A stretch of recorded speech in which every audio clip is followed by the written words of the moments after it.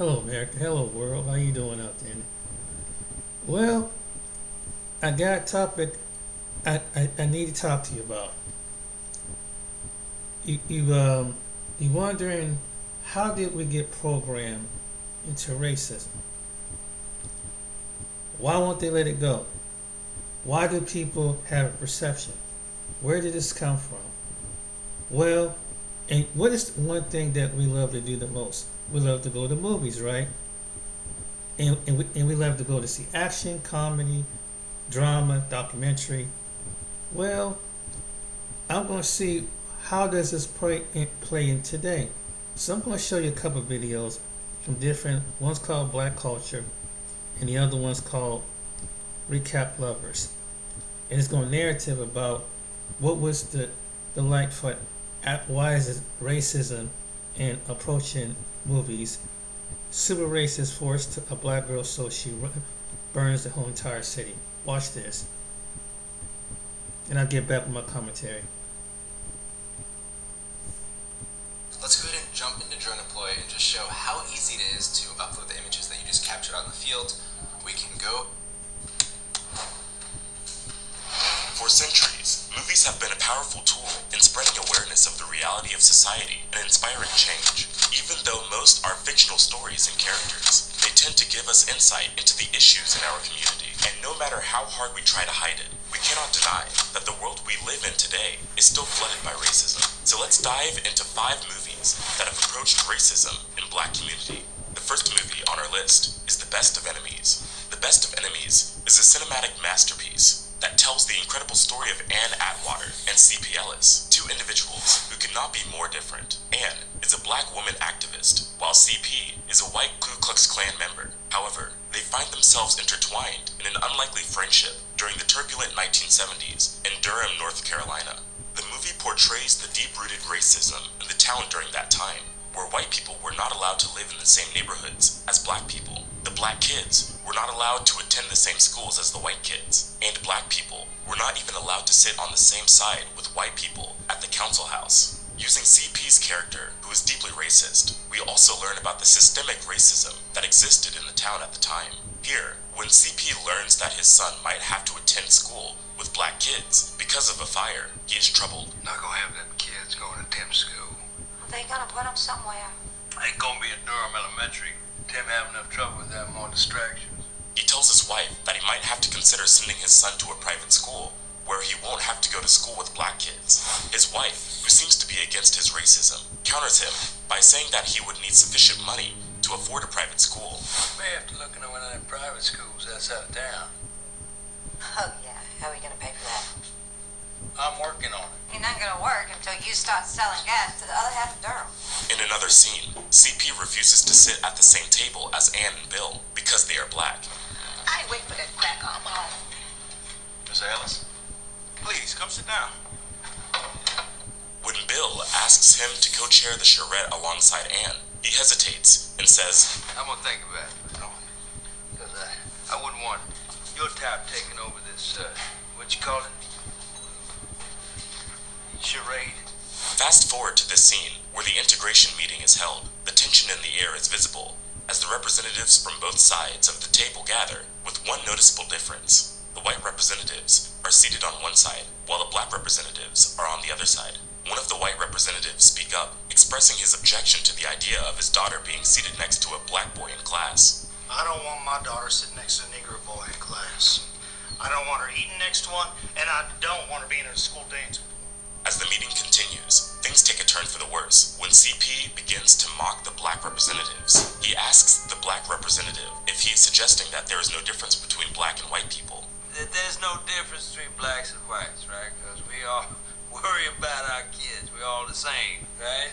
The black representative responds with an emotionally charged speech, No, CP, we're not. explaining the anguish that black children feel when faced with racism from white children. Our kids get spit on. Our kids have to move on the sidewalk to let white folks pass. Our kids aren't allowed to sit where they want, play where they want, go to school where they want. The movie progresses to show how Bill's leadership in the school integration gradually bridges the racial divide. We see heartwarming scenes of black and white representatives sitting together for lunch, singing and laughing together during their meeting. As the story unfolds, we see Anne stepping up to help CP with his son, Larry. This allows CP to see the black community in a different light, and he begins to realize that his preconceived notions about them might just be baseless. Though he initially gets angry at Anne for her kind gesture, his wife pays an appreciative visit to Anne.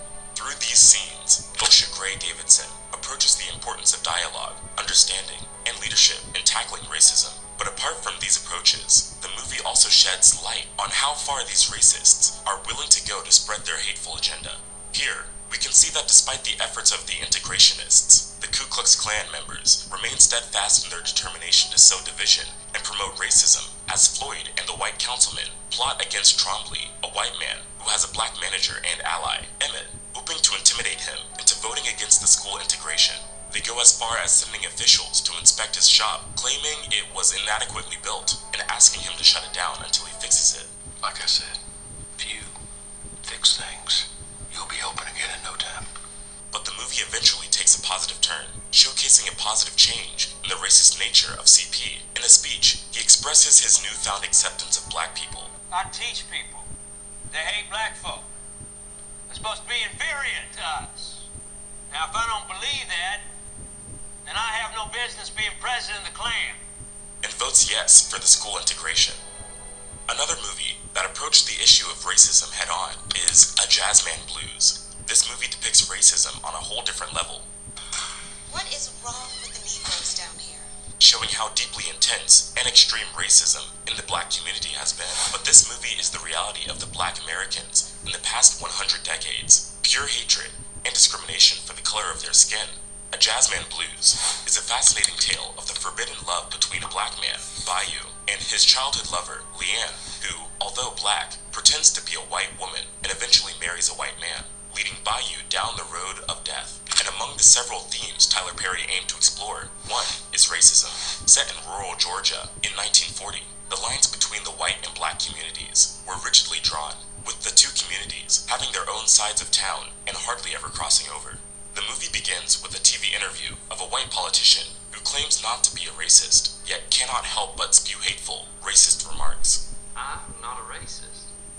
I just don't believe that this is fair. He got here because of affirmative action, and if I'm elected to Congress, it'll be at the top of my agenda to do away with it. The story delves into black racism when Bayou's mother sends him to deliver laundry to Sitsi, her friend, and a maid for a white man, Sheriff Jackson. As Bayou sits down at the dining table, Sheriff Jackson walks in and scolds him for sitting at the table. Get up from there.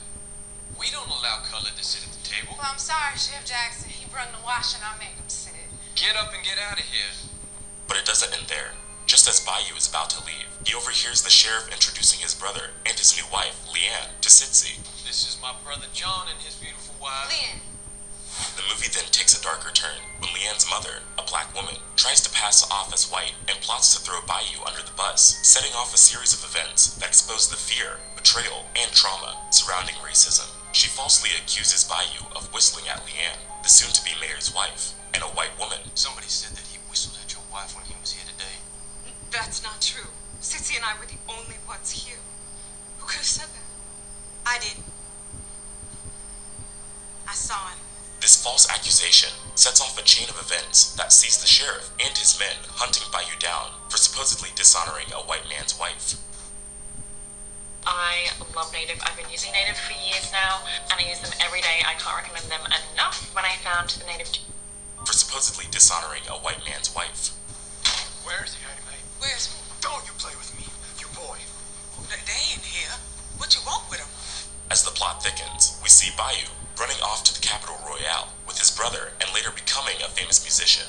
He, however, returned to Georgia to see Leanne and his son. Unfortunately, in the end, the sheriff and his men get wind of his presence, and in a tragic turn of events, Bayou is lynched and hung to death. Moving on to the third movie in our list, we have The Help. The Help is a captivating story that approaches racism by depicting the experiences of black maids working in white southern homes in the early 1960s Mississippi. However, a glimmer of hope shines through when the black maids finally find their voices after Miss Eugenia, one of the white children taken care of by one of the black maids, decides to write about their story. The movie tends to approach racism by depicting the segregation of public facilities faced by black people and the limited career opportunities available to these black women. In this scene, where a group of white ladies gathers at Elizabeth Leafold's house, Minnie, one of the black maids, confides in Aibileen in the kitchen about how her boss marks the toilet paper so she would know if Minnie is using their toilet, introducing us to the idea that Minnie's boss, Hilly, is deeply racist. She going to put pencil marks on the toilet paper.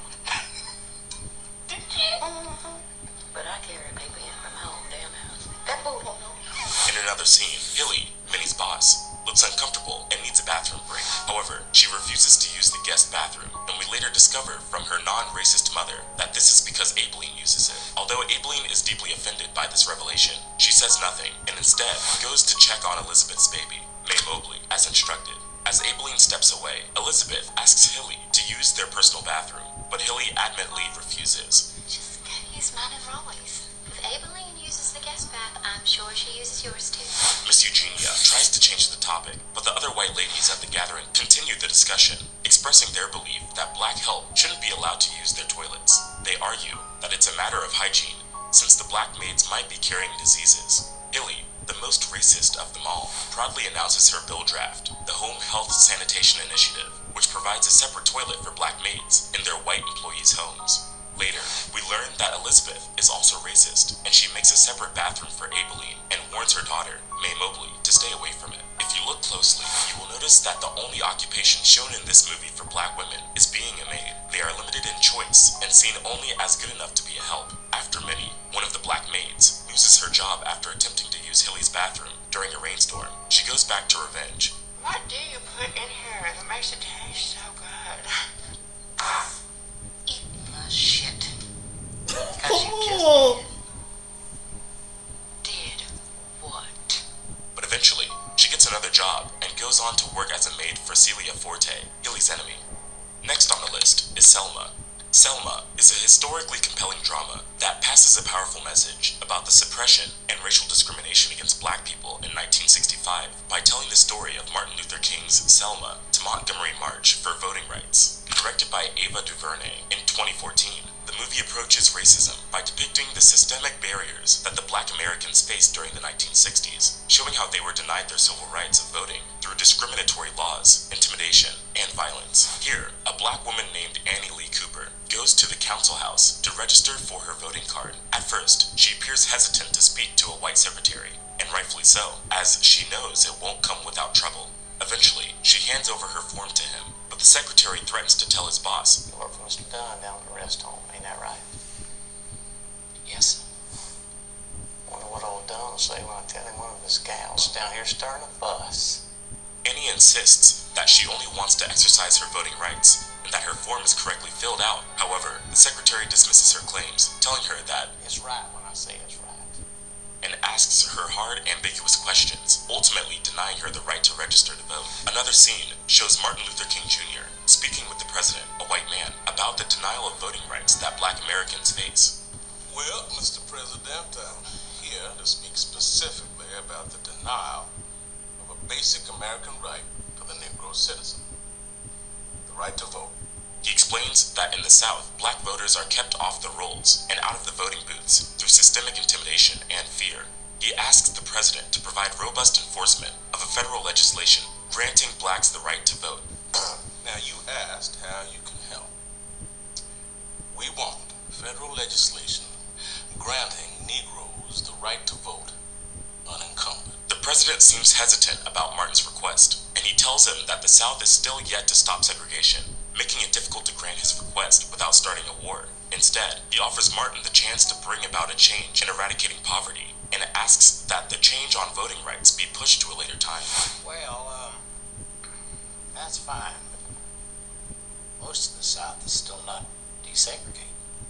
Let's not start another battle when we haven't even won the first. Martin argues that this issue cannot wait, citing the several racially motivated murders in the South, including the murder of 4 young girls, whose perpetrators have been freed by white jurors. Because they are protected by white officials chosen by an all-white electorate, and on the rare occasion knows that they face trial, they are freed by all white juries. Martin explains that a black person can only become a jurist if they are registered to vote. The president, however, insists that his administration would have to set this issue aside for a while.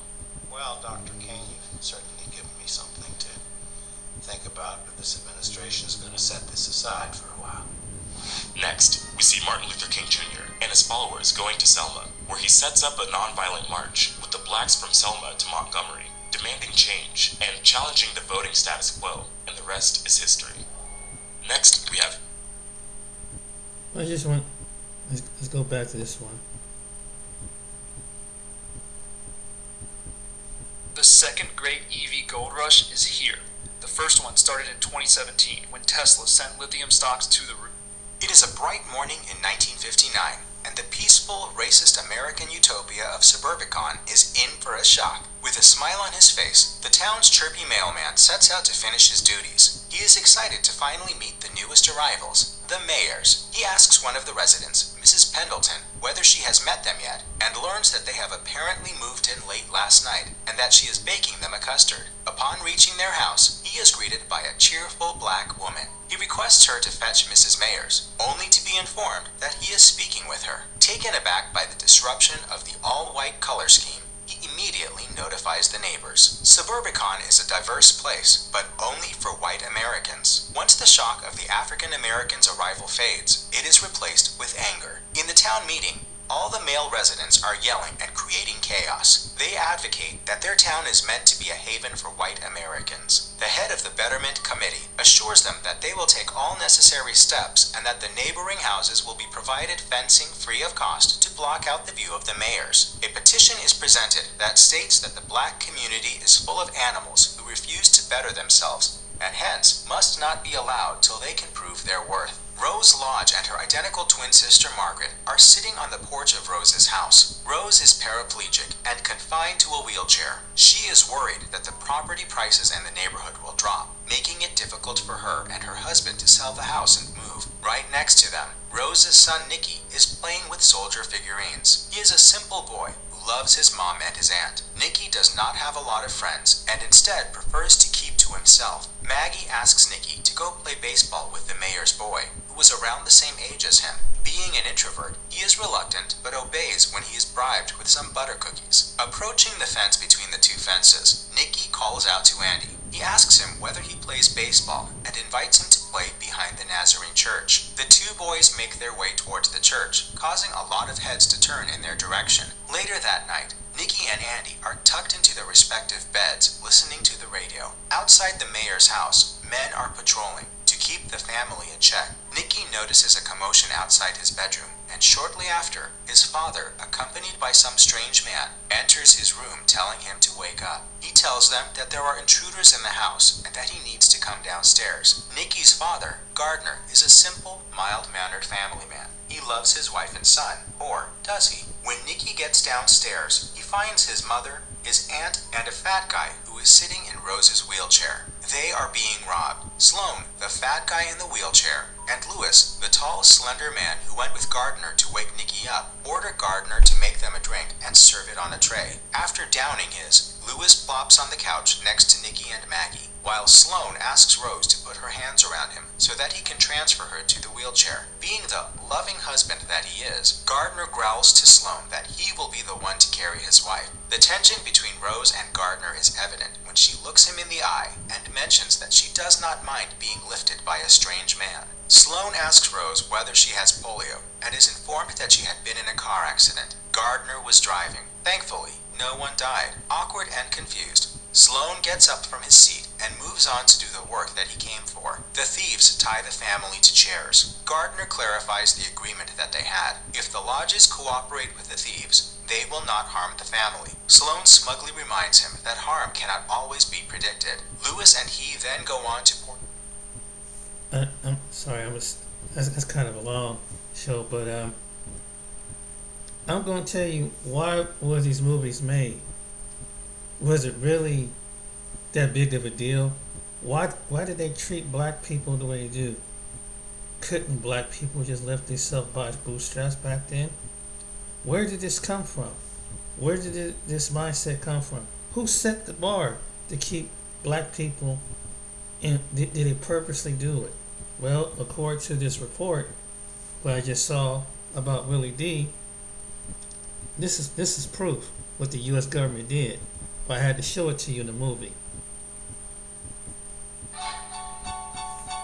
What they did to black people.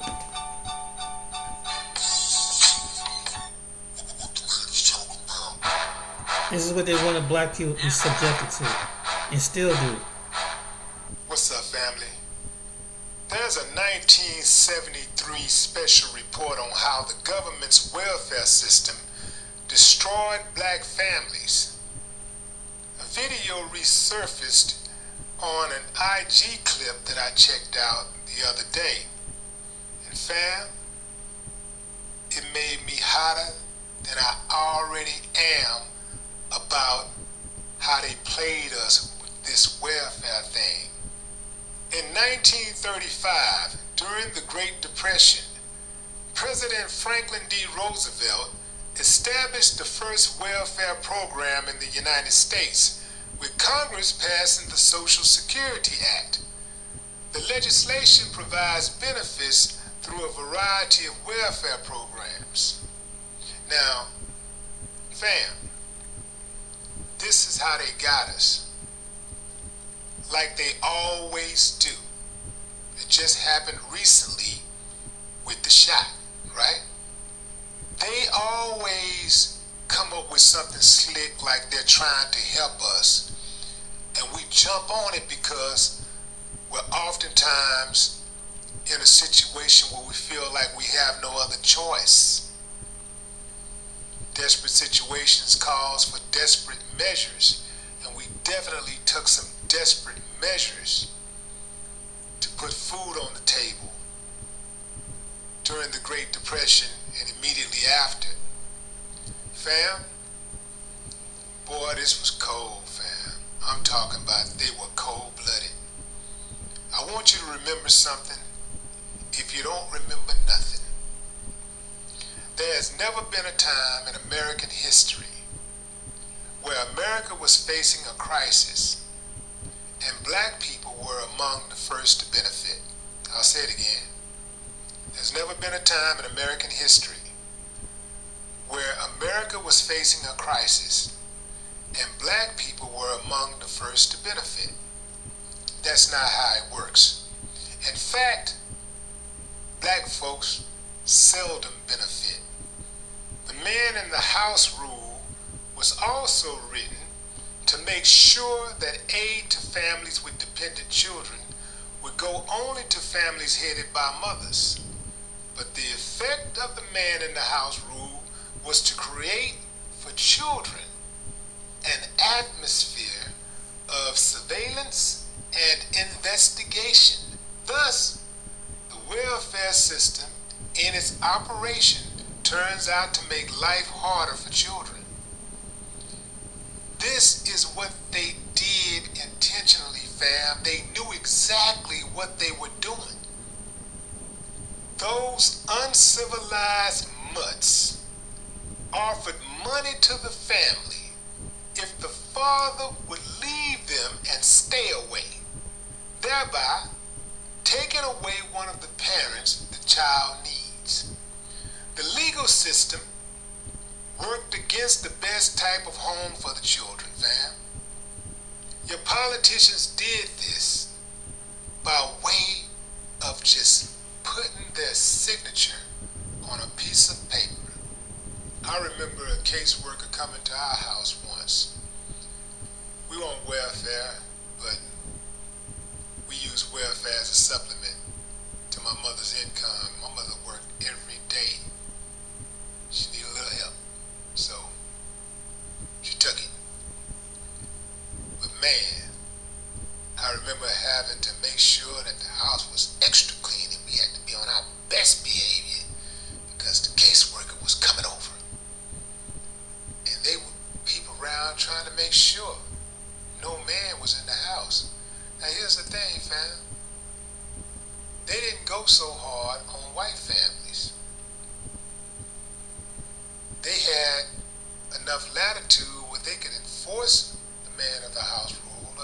have to enforce it. And oftentimes they did not enforce it when it came to white families. They would enforce it 1,000% of the time when it came to black families. Now I know what some of you guys have been writing already, and I know what you're thinking.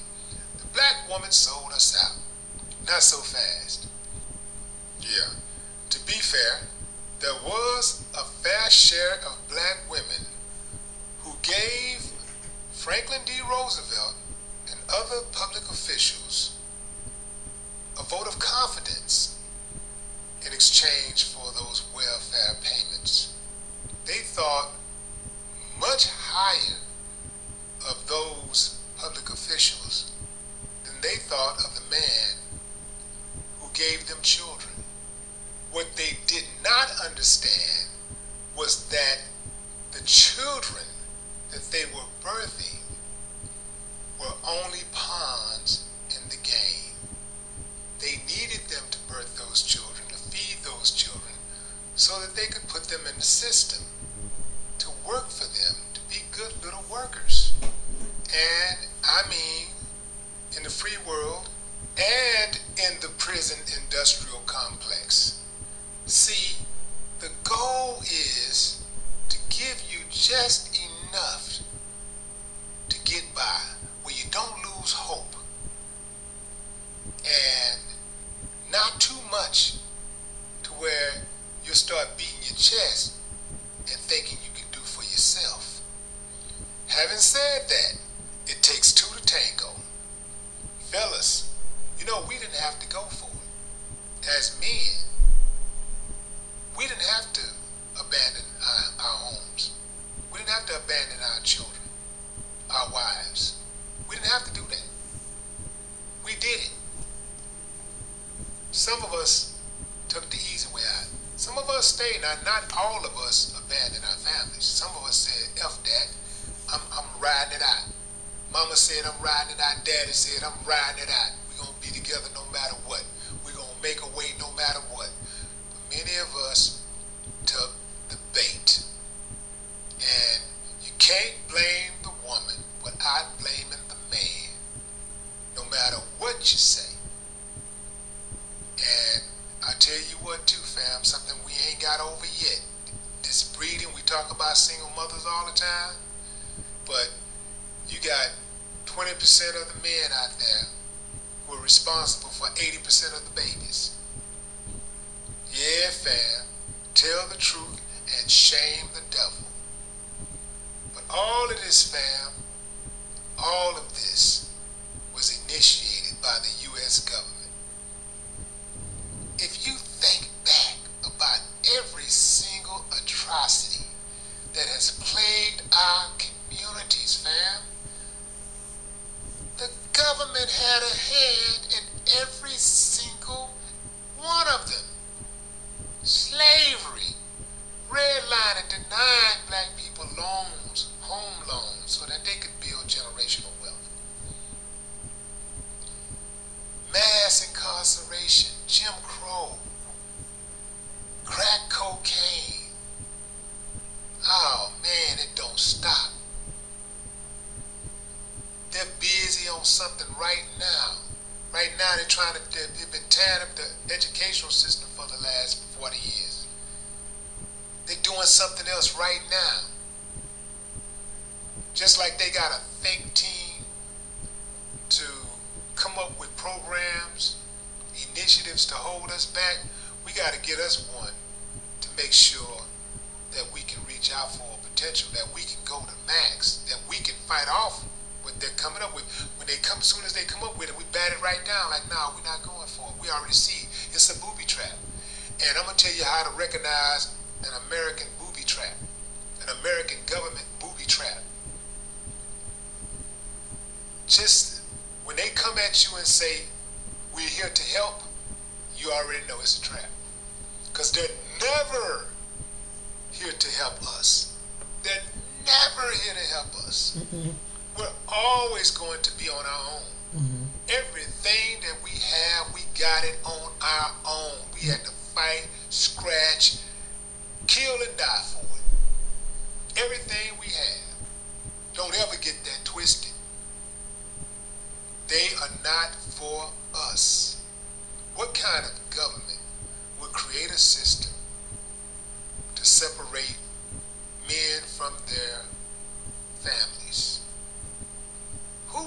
create a system like that and incentivize women to go solo. The government created single family households. They created it. And then got the nerve, and they did it with the media, mainstream media, Cosmopolitan Magazine, New York Post, Washington Times, Houston Chronicle, LA Times, all of them were involved. The mainstream media has always been in cahoots with the government for all of the propaganda it's been involved in. I mean everything you can think of. I don't trust them as far as I can throw them. They've always done us dirty, and they're going to always do us dirty. So we have to look out for ourselves. We have to. We can't be looking at Biden or Trump or any of them. They're looking out for themselves. And people who look like them second. Mm-hmm. But first them and their elitist friends. Mm-hmm. That's who they're looking out for. Mm-hmm. But they got a mentality, fam. American government, American political figures, they have a mentality. Anybody but black. Even other people that live in this country that are not black. They got a mentality.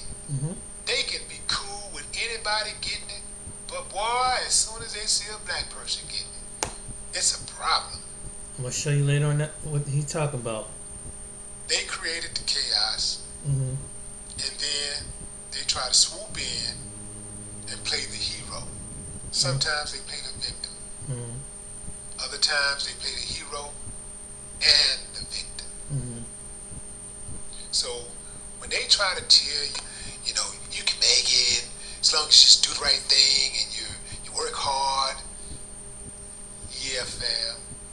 That part is right. Work hard. Do the right thing. That's going to be the only way you stand a chance. So at the very minimum, you got to do that. But you got to do that while navigating through the shark-infested waters that your government created. The last thing that they want to see is black people collectively winning. Oh, they don't mind one or two hand-picked ones that work for them, who they can control, who ain't going to be a problem. They don't mind them getting it. But if they think you're going to get that money and help your people, they ain't going to give it to you. Or they're going to try to get in your way. They're going to try to block you. Now, why did Willie say that? This what? Remember this woman? Patients are more than their disease. That's why for over 100 years, Novo Nordisk has focused on treatments to defeat chronic... So Marianne Williamson is running for president once again. She tried to run back in 2020 and she did not get the Democrat nomination. We actually interviewed her on our African Diaspora News channel to question her about, you know, reparations and many different things that she said she wanted to do. Well, she is trying to run again in 2024, even though I don't really see her becoming the nominee, but she's running. And Marcel Dixon and started to question her. Now, we've had Marcel on the show on the African Diaspora News channel. He was running for Congress at the time, you know, against old Jim Crow Clyburn.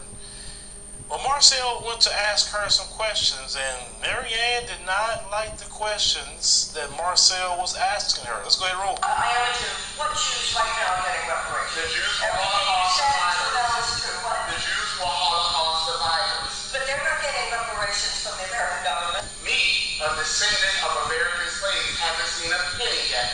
At the end of slavery, and I know you probably know these numbers, $42 to $84 trillion was the value of those of us who were enslaved. And I like the fact that you're running the reparations, but you have $1 trillion as the amount, and that is insultingly low. And I understand that you may have to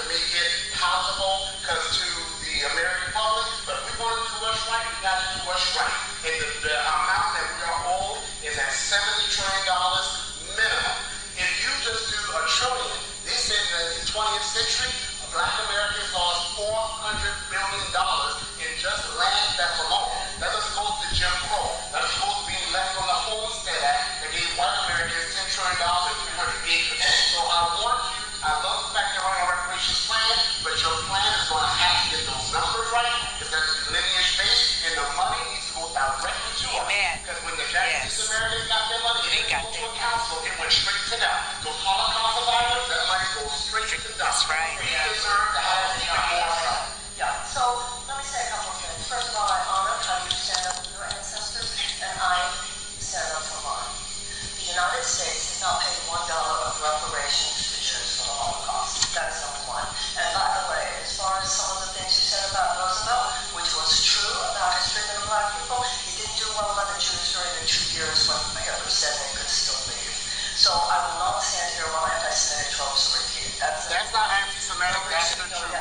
That's the truth. That's the truth. If Holocaust survivors are getting reparations, What do you say it's anti-Semitic? Anti-Semitic, that's the truth. I honor you for standing up for your ancestors. And I will continue to do so in standing up for my ancestors, being speaking the truth. Holocaust survivors did get 28 droids facilitated. That is a fact. What do you That think is that a fact. facilitation meant? I don't know what it is. All I know that my ancestors have not gotten a penny. My ancestors have not gotten a penny. That's all I know. And it's an insult for the American government to facilitate a facilitation of payment to Holocaust survivors while my great-grandfather is still alive and he fought to save the Jews from the Nazis. Excuse me. It is because I'm Jewish that I feel so strongly about that. And I feel strongly about reparations for my people too. Right here, as a Obama administration has awarded $12 million for assistance to Holocaust survivors. This happened in October 2015. I don't lie and I know my information. You know what, Marquez, this is not right. This is not right. Actually, I'm more than glad to. You cut me off. I was talking. You cut me off saying it was anti-Semitic. That's not what it was. I was telling the truth. I was telling the truth. You cut me off and accused me of being anti-Semitic. I'm speaking for my answers. I'm telling the truth. I don't care who doesn't want to hear it. The United States has not given $1. Well, the facts disagree with you. The United States has not given The facts disagree with you. Mary Ann just really showed her true colors. I mean, when Marcel was talking about the history and pressing her on some things, she immediately went to the anti-Semitic trope that they like to throw on people when people just kind of challenge them on some things. It was just a difference of, opinion and fact. I mean, Marcel did pull up. Barack Obama did give Holocaust survivors some money before he left office. That is the truth. Because to the American public, but if we want to do what's right, we got to do what's right. And the amount that we are owed is at $70 trillion minimum. If you just do a trillion, they said that in the 20th century, Black Americans lost $400 billion in just land that belonged. That doesn't go to Jim Crow. That doesn't go to being left from the Homestead Act that gave white Americans $10 trillion and 300 acres. So I love the fact you're running a reparations plan, but your plan is going to have to get those numbers right. It's going to be lineage based, and the money needs to go directly to us. Because when the Japanese Americans got their money, it didn't go to a council, it went straight to them. Those Holocaust survivors, that money goes straight to them. That's right. We deserve to have even more stuff. The United States was instrumental in getting Germany to pay Jewish people reparations for what happened during the Holocaust. We have not been paid anything for our American Holocaust. That's all Marcel is saying. Like, why would you get upset about that? I mean, come on, you start asking questions. Is that only a small number came to the United States of America, and with the help that the United States gave them, the help, the creation of Israel, and all of that, that's a lot of help. If we was given that same help, we would be in a better position as well. If we were left alone to raise our families and do what we need to do and not be harassed by the police and not our kids not being messed over in the school system, we'll be in the same position as well. So she knows better than that. And then for her to be presenting, she wants to present a reparations plan, but the reparations is clearly, not even scratching the surface on what it could be for Black Americans. But for me, she played her hand, and I wasn't voting for Democrats anyway, because Democrats, just really, lost me, just the things they've done. I mean, please. You couldn't get me to vote for those people. You watch my podcast, I even said at this point, you vote for Democrats, you're a straight up raccoon at this point. Because Democrats have really disrespected black people. Democrats have done black people so wrong, it is utterly ridiculous. But Mary Ann, like I said, she, in my opinion, she's just not the person that people thought she was. Let me know what y'all think about it. But she wasn't the only one that said something crazy. Who had to chime in on who are non-black. He had another channel talking about this when it came to freedom of speech. And Don Lemon kind of spoke up, and then CNN. Watch this video. And I like what this woman said. I have tested this white woman said she told the truth. And Hayward Fern sits in my top chair picks. It does an amazing job bringing together the best comfort, design, and ergonomics. A lot of black people have always talked about what we're seeing today is that other groups have immigrated to this country and they're having this hostile attitude toward black Americans. It wouldn't be for black Americans, they wouldn't have an opportunity to come here and make, themselves have a great life if they decide to work hard and do so. Case in point, this one woman who recognized that exchange of Don Lemon and Vivek Ramaswamy, she was pretty upset by the firing of Don Lemon, and she kind of touched on something that a lot of black Americans have been saying as of late. Let's go ahead and roll that.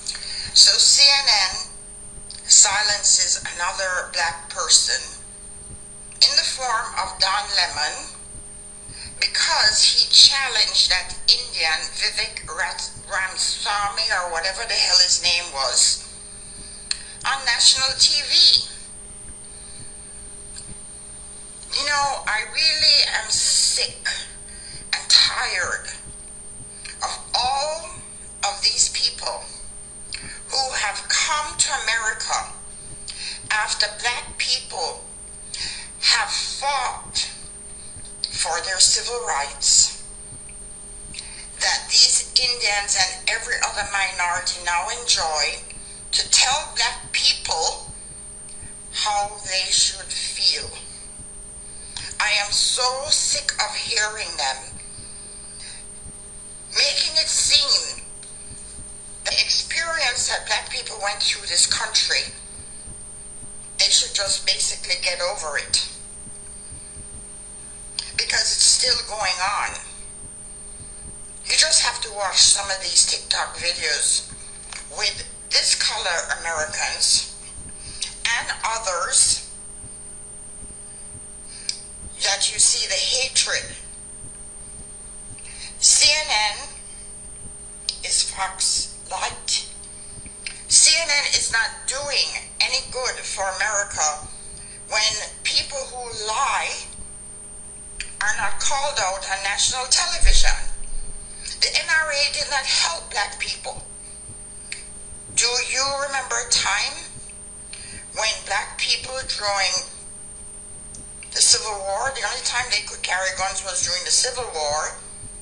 After that, if they had a gun, they probably would have been lynched. Right. Do you remember what happened when the Black Panthers showed up in California with their assault rifles? Ronald Reagan changed the law. So to have this Indian say that he did on national TV, and CNN fires Don Lemon because he called him out, is total people. These other races need to stop telling black Americans what they should and should not feel. One thing about human nature is that when they receive good things that they didn't have to work for, they become arrogant. They become very arrogant and not appreciative. You have people that immigrate to this country like Ramaswamy and his family, and he didn't have to go through fighting Jim Crow, his family. He didn't have to deal with the colored water fountain. He didn't have to deal with the Klan. He didn't have to deal with Bull Connor. He didn't have to deal with that. He didn't have to deal with the water hoses being turned on his family. Fact. His family didn't deal with the dogs biting them. He didn't have to deal with that. He didn't deal with slavery. He didn't deal with the a form of the black codes on his people. Fact. He had to fight for a voting rights bill or a Fact. civil rights bill. He had to fight for any of that. He got to come in after all the work was done. After all the blood was shed and the deaths piled up. Him and many others got to come in after the fact and waltz themselves into America and live a life that they would not have received in their own homeland. Then they have the nerve to tell black people how we should feel, how we should think about racism, telling us about reparations, saying that they're not going to pay in reparations. Why should we get reparations? Why can't they get it? They'll say things like that to black people, understanding that your reparation is the opportunity that you had to come here, and the life you live in today, if you've done something with it, that is your reparation payment. Right there. Because you didn't go through slavery, you didn't go through Jim Crow, you didn't go through black codes, you didn't go through convict leasing, you didn't go through the sharecropping, you didn't go through any of that. You know, I really am sick and tired of all of these people who have come to America after black people have fought for their civil rights, that these Indians and every other minority now enjoy, to tell black people how they should feel. All the unpaid labor of the black man and woman. They didn't deal with any of that. But they got to enjoy the fruit of our labor and our fight. In a world where people think with common sense, you would think they would say, you know what, that's my friends right there, because if they didn't do what they done, my parents wouldn't have had the opportunity to come to America, and now I'm living the life I'm living.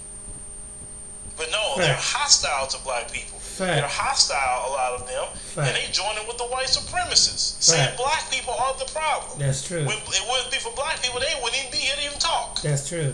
Fact. And the white supremacists don't like them either. That's true. Fact. But they use them to get numbers Fact. to be against the black man and woman of America. Fact. Yep. This is why a lot of black people are saying, nah, we're not kumbaya with nobody no more. We are pulling back, all the way back from everybody. We only worrying about ourselves.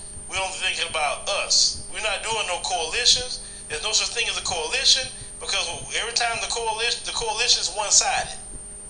Every time we fight for other group or it's time to fight for us, they're nowhere to be found. Nowhere. Sick of hearing them making it seem the experience that black people went through this country, they should just basically get over it, because it's still going on. You just have to watch some of these TikTok videos with this color Americans and others, that you see the hatred. CNN is Fox Light.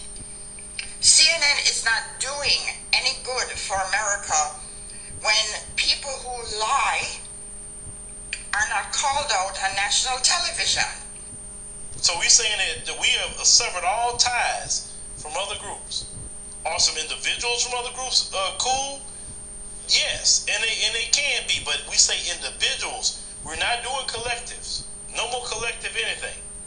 We're worrying about black folks. We're worrying about trying to get our reparations. We're worried about trying to free our community. That's what we're worried about. We're not worried about other groups no more. Other groups got a problem, y'all deal with it. Y'all handle that. With it. Well, I'm going to stop it right there. He's right. And since I'm going to back up what she's saying, so people like, well, these immigrants like Swami and these second, third generation America, because I'm going to show you the other. I'm going to show you the other who you catering to. Watch this. You gonna Hello learn. and welcome to to our video on the top 10 most racist states in America. Racism is an unfortunate reality in the United States, and it continues to affect people from all walks of life. The aim of this video is to raise awareness about the issue of racism and its impact on society. We hope that this video will spark a conversation about what we can do to eliminate racism and create a more equitable society. Number 10, Missouri. Missouri is known for its high levels of racial tension and discrimination, particularly towards the African American community. According to a report by the Missouri Attorney General's office, the state has the highest rate of black homicide victims in the country. The report also found that black drivers were 75% more likely to be pulled over by police than white drivers. Number 9, Tennessee. Tennessee has a long history of racism, and it continues to be a problem in the state today. According to a survey by Wallet Hub, Tennessee is ranked as the 9th most racist state in America. The state has a high level of hate groups, with over 30 active groups in the state. The African American community also experiences high levels of discrimination in the workplace and education. Number 8, Alabama. Alabama has a troubled history when it comes to race relations, and it continues to struggle with racism today. According to a report by the Southern Poverty Law Center, Alabama has the highest number of active hate groups per capita in the country. The state also has a high level of racial segregation in its schools and communities. Number 7, Arkansas. Arkansas is ranked as the 7th most racist state in America, according to a survey by Wallet Hub. The state has a high level of hate crimes and racial tensions, particularly towards the African American community. In addition, the state has a high level of racial segregation in its schools and communities. Number 6, Louisiana. Louisiana has a troubled history when it comes to race relations, and it continues to be a problem in the state today. According to a report by the Southern Poverty Law Center, Louisiana has the 3rd highest number of active hate groups in the country. The state also has a high level of racial tension and discrimination towards the African American community. Louisiana is another state that has a troubled history when it comes to race relations and is ranked as one of the most racist states in America. According to a report by the Southern Poverty Law Center, Louisiana has the 4th highest number of active hate groups in the country. Louisiana's history with racism dates back to the era of slavery, and it was also one of the states that seceded from the Union during the Civil War in an effort to preserve slavery. In the 20th century, Louisiana was also a center of the civil rights movement, with New Orleans serving as a hub of activism and resistance. Today, racism and discrimination continue to be problems in Louisiana. The African American community experiences high levels of discrimination in the workplace, education, and criminal justice system. The state has also been criticized for its treatment of immigrants and refugees, particularly in the aftermath of Hurricane Katrina. Louisiana has also been in the news recently for controversial laws and policies targeting minority communities. For example, the state's strict voter ID laws have been criticized for disproportionately affecting people of color, and the state's criminal justice system has been criticized for its harsh sentencing practices and treatment of people of color. Number 5, Virginia. Virginia has a long history of racism, and it continues to be a problem in the state today. According to a report by the Southern Poverty Law Center, Virginia has the 4th highest number of active hate groups in the country. The state also has a high level of racial segregation in its schools and communities. Unfortunately, Virginia has a troubled history when it comes to race relations and is ranked as one of the most racist states in America. According to a report by the Southern Poverty Law Center, Virginia has the 4th highest number of active hate groups in the country. The state's history with racism dates back to the colonial era, when it relied heavily on the labor of enslaved African Americans. Virginia was also one of the states that seceded from the Union during the Civil War in an effort to preserve slavery. In the 20th century, Virginia played a significant role in the fight for civil rights. It was the site of several pivotal moments, including the sit-in at the Woolworth's lunch counter in Richmond in 1960 and the Loving v. Virginia Supreme Court case in 1967, which struck down laws banning interracial marriage. Despite these advancements, racism and discrimination continue to be problems in Virginia. The African American community experiences high levels of discrimination in the workplace, education, and criminal justice system. The state also has a high level of racial segregation in its schools and communities. It is important to note that not all Virginians are racist and that the state is home to many progressive and inclusive communities. However, the history and current reality of racism in Virginia cannot be ignored and must be addressed in order to create a more equitable and just society. Number 4, Texas. Texas is another state that has a troubled history when it comes to race relations and is ranked as one of the most racist states in America. According to a report by the Southern Poverty Law Center, Texas has the second highest number of active hate groups in the country. Texas has a history of racism and discrimination towards various communities, including African Americans, Hispanics, and Native Americans. In the past, the state had laws that enforce segregation and discrimination against these communities. Today, racism continues to be a problem in Texas. The African American community experiences high levels of discrimination in the workplace, education, and criminal justice system. The Hispanic community also faces discrimination and xenophobia, particularly in relation to immigration policies. Texas has been in the news recently for controversial laws targeting minority communities, such as the state's voter ID law and anti-sanctuary city law, which have been criticized for disproportionately affecting people of color. Number 3, Florida. Florida is ranked as the third most racist state in America, according to a survey by Wallet Hub. The state has a high level of hate crimes and racial tensions, particularly towards the Hispanic community. In addition, the state has a high level of racial segregation in its schools and communities. Florida's history with racism dates back to the era of slavery, and it was one of the states that seceded from the Union during the Civil War in an effort to preserve slavery. In the 20th century, Florida was also a center of the civil rights movement, with the city of St. Augustine becoming a focal point of protests and demonstrations. Today, racism and discrimination continue to be problems in Florida. The African American community experiences high levels of discrimination in the workplace, education, and criminal justice system. The Hispanic community also faces discrimination and xenophobia, particularly in relation to immigration policies. Florida has also been in the news recently for controversial laws and policies targeting minority communities. For example, the state's Stand Your Ground law has been criticized for disproportionately affecting people of color, and the state's strict voter ID laws have been criticized for suppressing the votes of minority communities. Number 2, Georgia. Georgia is ranked as the second most racist state in America, according to a survey by Wallet Hub. The state has a high level of hate groups, with over 70 active groups in the state. The African American community also experiences high levels of discrimination in the workplace and education. In addition, the state has a history of voter suppression targeting minority communities. Georgia is another state that has a troubled history when it comes to race relations and is ranked as one of the most racist states in America. According to a report by the Southern Poverty Law Center, Georgia has the 5th highest number of active hate groups in the country. Like many other southern states, Georgia has a history of slavery and segregation. The state was also a center of the civil rights movement, with Atlanta serving as the birthplace of Martin Luther King Jr., and the site of several pivotal moments in the fight for civil rights. Today, racism and discrimination continue to be problems in Georgia. The African American community experiences high levels of discrimination in the workplace, education, and criminal justice system. The Hispanic community also faces discrimination and xenophobia, particularly in relation to immigration policies. Georgia has also been in the news recently for controversial laws and policies targeting minority communities. For example, the state's strict voter ID laws have been criticized for disproportionately affecting people of color, and a controversial law passed in 2021 has been criticized for suppressing the votes of minority communities. Number 1, Mississippi. Mississippi is ranked as the most racist state in America, according to a survey by Wallet Hub. The state has a troubled history when it comes to race relations, and it continues to be a problem in the state today. The African American community experiences high levels of discrimination in the workplace, education, and criminal justice system.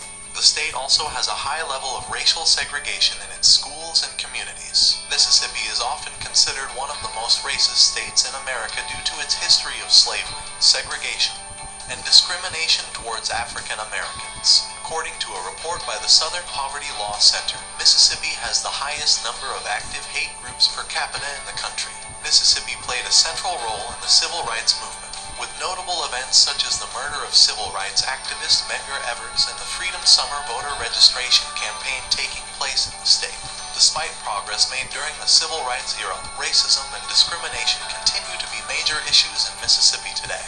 The African American community in Mississippi experiences high levels of discrimination in areas such as education, employment, and criminal justice. The state has a higher incarceration rate for African Americans than any other state in the country. Mississippi has also been in the news recently for controversial policies and statements made by its elected officials. For example, former Republican Senator Cindy Hyde-Smith came under fire for making comments that many viewed as racist, and the state's current governor has been criticized for his handling of the COVID-19 pandemic, which has had a disproportionate impact on communities of color. That concludes our video on the top 10 most racist.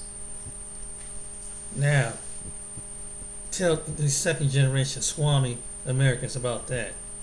But you go back to them states which currently being unfaced and unknown name and see how they treat you.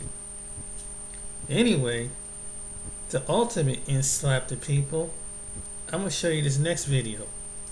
So guess who got reparations during the time? And this was historical fact, but someone did this. Trap History got this one.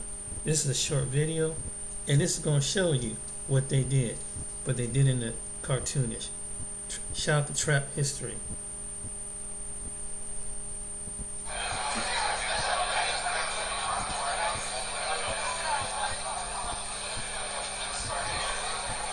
Senator James Wilson sat across from Senator Maria Thompson. The two of them locked in a heated debate about reparations for black Americans. Wilson, a white senator, argued that reparations were unnecessary and would only create more division in the country. Senator Thompson, I understand your desire to see reparations for black Americans, but let's be real here. How can we possibly determine who deserves reparations and who doesn't? How far back do we go? Should we give reparations to the descendants of slaves or just those who were directly impacted? It's a logistical nightmare. Thompson, a black senator, leaned forward in her chair. Senator Wilson, you're missing the point. Black Americans have suffered for centuries because of slavery and systemic racism. Reparations are not about determining who deserves what, but about acknowledging the harm that has been done and trying to make it right. Wilson scoffed. Make it right? How can we possibly make it right? Slavery happened over 150 years ago. None of us alive today had anything to do with it. And let's not forget that there are plenty of white Americans who have also faced discrimination and hardship. Should we be giving them reparations too? Thompson shook her head. Senator Wilson, you're missing the point again. Black Americans have never had the same opportunities as white Americans. We've been systematically excluded from wealth, education, and job opportunities. Reparations are about trying to level the playing field. Wilson leaned back in his chair. But what about personal responsibility? What about pulling yourself up by your bootstraps? That's what I did. I came from a poor family, but I worked hard and made something of myself. Why can't black Americans do the same? Thompson raised an eyebrow. Senator Wilson, do you really believe that black Americans haven't been working hard? We've been working twice as hard to get half as far. And let's not forget all the times the government has given white Americans government aid or welfare. The Homestead Act, the GI Bill, the New Deal programs, the Federal Housing Administration, the Small Business Administration. All of these programs disproportionately helped white Americans while leaving black Americans behind. The two senators glared at each other across the table, their argument at an impasse. The tension in the room was palpable as they both realized that they were unlikely to change each other's minds. The meeting ended with a terse exchange of pleasantries, but both senators knew that the debate was far from over. What's good, Trap History family? It's your boy, the project professor, aka Hood Historian. Today we're diving into the top 5 times white Americans received government aid or welfare while African Americans were left out in the cold. Let's get into it. Number 5, the Homestead Act of 1862. This federal law granted land to settlers in the western United States, but African Americans were excluded from eligibility. That's right, even though black people were promised 40 acres and a mule, they were denied land ownership and the benefits that came with it. Talk about a raw deal. Number 4, the GI Bill of Rights. Passed in 1944, this bill provided benefits to veterans of World War II, including education, housing, and employment assistance. Sounds great, right? But African American veterans were often denied access to these benefits due to discriminatory practices like redlining and racial segregation. The irony? These brave men and women fought for the very freedoms they were denied. Number 3, New Deal programs. President Franklin D. Roosevelt's response to the Great Depression in the 1930s included the National Recovery Administration and the Agricultural Adjustment Administration. But many of these programs discriminated against African Americans and other minorities. So, while the country was on the upswing, black folks were left behind. Number 2, the Federal Housing Administration. Established in 1934, the FHA provided mortgage insurance and promoted homeownership. But their policies, including redlining and racially restrictive covenants, prevented many African Americans from obtaining home loans and owning property. So, while white Americans built wealth through homeownership, black Americans were locked out. And the number one time white Americans received government aid or welfare while African Americans were denied? Drumroll, please. Number 1, the Small Business Administration. Established in 1953, the SBA was designed to assist small businesses in obtaining loans and other forms of support. But their policies and practices have been criticized for disproportionately favoring white-owned businesses over minority-owned businesses, including those owned by African Americans. So, while white business owners got a boost, black entrepreneurs were left to fend for themselves. And there it is, trap history, fam. The top 5 times white Americans got government aid or welfare while African Americans were left behind. Stay woke, stay curious, and I'll... So you see, now, what they got to say about that? But because they always kind of sideswipe. But guess what? This is how your president feel. Your current president. It is doomed. It is doomed, not just because of African Americans. Is doomed. It is doomed, not just because of African Americans, but because by 2040, this country is going to be minority white European. You hear me? Minority white European. And you guys are going to have to start working more with Hispanics, who make up a larger portion of the population than y'all do. That's your response from your Democrat president, who have black people who he can collectively pick. So he won't show that he's racist.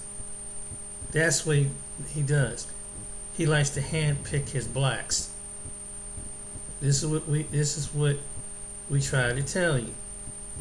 But no, we're crying racism. Black people always crying racism. Why don't you guys lift yourself by the bootstrap? Stop complaining. That's what they say, right? That's what they say, right? That's what they say. You teaching black supremacy. You teaching black supremacy.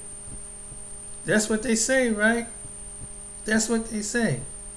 We don't own anything. We ain't got an inch of the wealth. Very few of us do. Not like equally as far as equality, as far as the numbers as other people. But they don't want to address that part. No, they don't want to address that part. No. Because they have to lay the narrative down that we must keep them suppressed. And we got to hide the truth. And you don't believe me? And somebody probably this guy exaggerating. Oh, really? Let me tell you what happened to a young man. What happened to this young man? Only $1.69. Hi everyone, I'm Susan, a Timo warehouse manager. The original price of this backpack was $20, but today... And he owned this property. Watch what happened to him. He's a black man. In the 20th century. That just happened in the past, right? Really? I'm gonna show you I'm gonna probably go about 5 to 10 minutes with this one. Hello and welcome back to the channel. So in this video, I'm not going to provide a whole lot of commentary just yet. I want to hear what you all think about this whole story. A portion of this is, just to get the story out there so that other eyes and ears can see what's going on here, right? There's definitely some monkey rat business going on. I want you all to take a look at the story, listen at everything that is being said and spoken, and of course you are free to go and do your own research on the young man's channel. Some information is going to be given out within the video so that you can go and take a look at things yourself. But I want to know what your thoughts are on this. Take a long, hard listen at this, and I may or may not check back in on this because I'm really wanting to see how everyone else is viewing this. I have my thoughts on this story already, and I'm just going to give you this little bit of information. I'm going to say this much. You can't trust everybody, and you cannot trust every gift. Anyway, take a listen at the story, and I will be right back. I suggest you get out of here. You're gonna have to call Uber.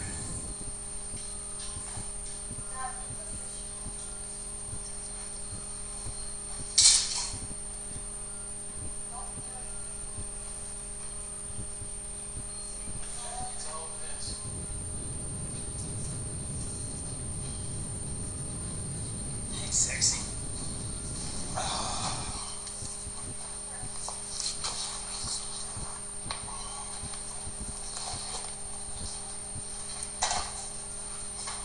What led up to this Karen from hell coming after a black man in his own home? Well, last night I spent hours researching, interviewing, and essentially teaching myself Georgia estate law. And here's how it happened. Derek Williamson did ministry work through his church in Conyers, Georgia.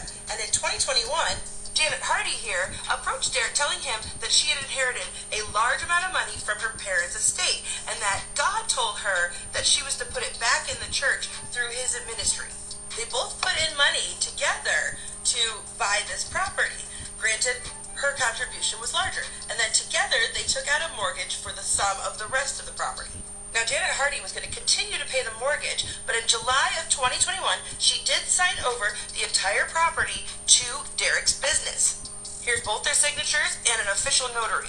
Derek is also the only stockholder of the company. Here's the corporate division officially filed with the Secretary of State.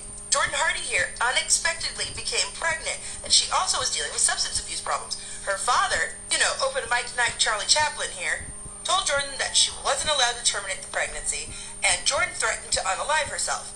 Derek, who was very close with the family at the time, offered to let them all move into the spare bedrooms on the property so that he could help minister and be a friend to Jordan in this time of need, and then they could work the land and volunteer where they can, etc., etc.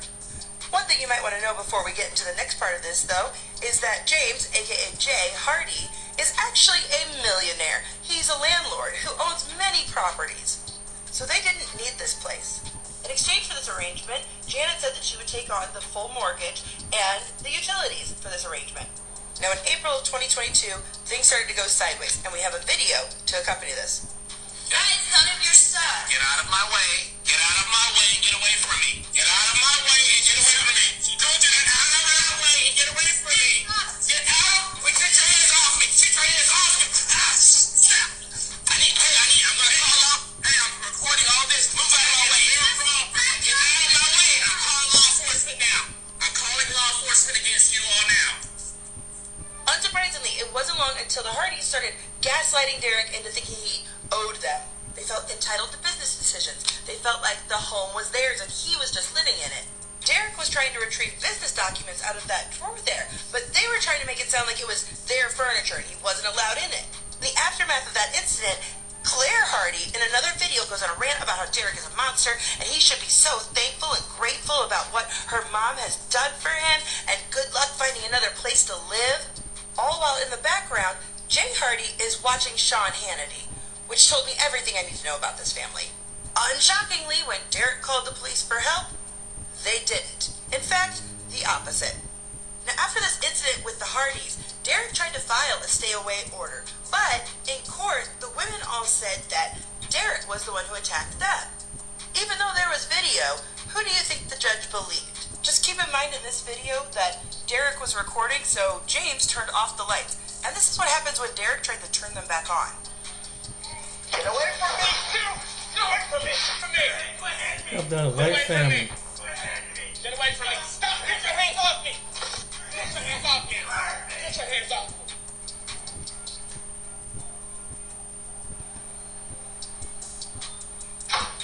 What the fuck was this, James? What the fuck was this? Either commit to the bit or actually try to frame the guy. And while James did get arrested for simple battery that night, unfortunately so did Derek, who's never been arrested before in his life. Yep, that's right, they believed the word of the pale-faced, prominent, rich folks. The judge actually flipped the order, and Derek was forced to leave his home.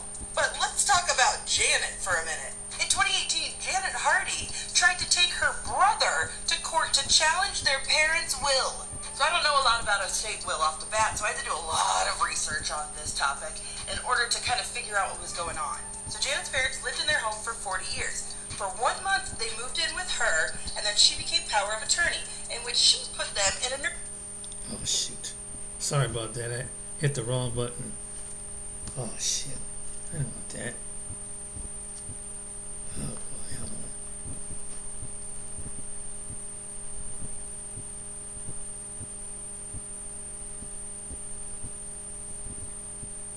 Sorry about that. I'm trying to hit a button. In which she put them in a nursing home where they both died. Now, as power of attorney, she was trying to sell their house. But after they passed, their assets were to legally be divided between her and her brother. In order to challenge this ruling, she tried to say that her parents had planned to move back in with her eventually so that she could get the power of probate moved from one county to a different one. And given what's been happening with the judge over in Rockdale County, my guess is that she has some friends in pretty high places, which my guess would have more than likely named her sole inheritant. Now, I don't know how deep this goes, but we can conclude that it has something to do with Connie Holt, the magistrate judge of Rockdale County. Now, I don't know if she's been making these rulings based on personal relationships or if it's simply racial, but I gotta tell you, she's on some old bullshit. I don't have time to do it in this video, it's gonna be in the next. Trust me, after you hear what she's been doing, you're probably gonna wanna make some calls. Now, this is where things get real effed up and the conspiracy begins. Theoretically, even though he wasn't allowed at the property, Derek could have started eviction proceedings to get them out of his house, except for the fact that suddenly Janet and Jay Hardy were gonna file for divorce. Then Jay filed a return of deed on behalf of Janet in order to try and liquidate the assets that he claimed she was basically trying to hide in their divorce through Derek's business. Because of this petition, basically any legal avenues around the property were frozen until it was disputed in court. Meaning Derek couldn't even evict them until after a judge ruled on this matter. Again, keep in mind that James Hardy is a professional millionaire landlord, so he knows all the tricks of the property business. He named Derek and his business as third-party defendants in his case against Janet. Now legally, if Derek didn't respond within 30 days, then it would be a default judgment and the deed would return to Janet, supposedly to liquidate the assets for the divorce in this bogus charade. Now Jay's lawyers claimed that they filed this third-party complaint. However, there was no court records of this filing. They tried to pull one over on Derek and only gave him a copy of the summons, which means he was trying to trick Derek into not filing a complaint in response and stealing his land legally. And these court documents prove that he is more than willing to lie in open court, as is Janet, which should destroy all credibility they have. I personally think this whole divorce was just a legal tactic to try and get this property back, especially considering in all these months during their divorce, Janet never hired an attorney for representation. Jay did, but not Janet. Shortly after this judgment from the Superior Court, they reconciled, though James was still claiming to not live on the property. And then this is what happened when Derek tried to legally go back into his home. Yeah, so I'm not gonna keep on letting you put your hands on me. Get out of the house. This is your house. Get out of my face.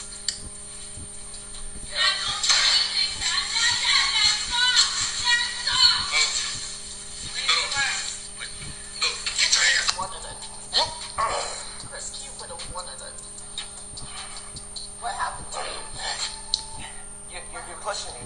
Why are you talking about my dead brother? What are you going to do about it? You said anyways. Let me walk away before I really. You really. Wow. Stay away from me. I'm warning you. Stay away from me. Christine would have hated you. Stay away from me. Christine hates you. You almost had me hit me. Hit me because Christine would have wanted it. Christine wants you to punch me. So Get away from me. get out of my house. Christine would have hated you. He hates you. He's dead.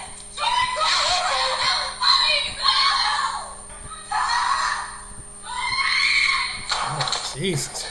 Oh, damn. I just want to be very pointed that Judge Holt has advised that she is not, and will not entertain you all pressing charges against Jordan Hardy tonight for the matter that I called you out for. My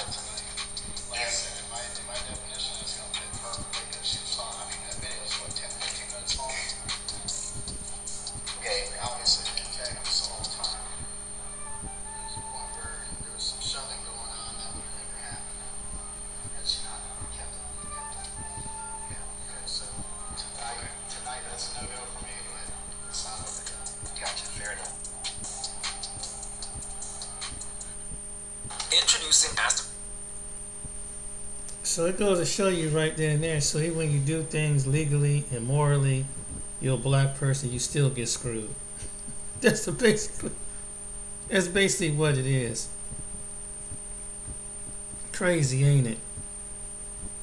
But let me see this, if I can find this one clip. But yeah, it was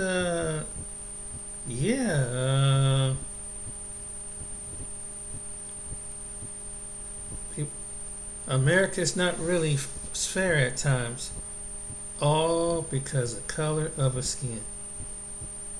Oh, that's a shame. All because of color of skin. And and that's why people really need to watch what they say. They need to really see the whole picture.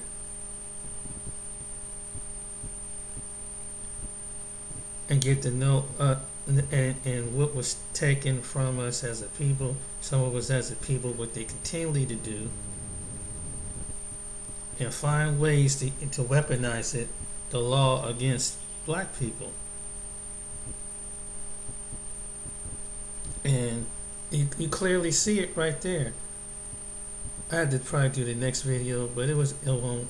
I had this other video, but yeah, that young man had to find out the hard way. Trying to do a good deed, meant to be a ministry, a good Christian person, because and he gets screwed by his so-called friend, who in Conyers, Georgia, who went down is there's an undercover racist.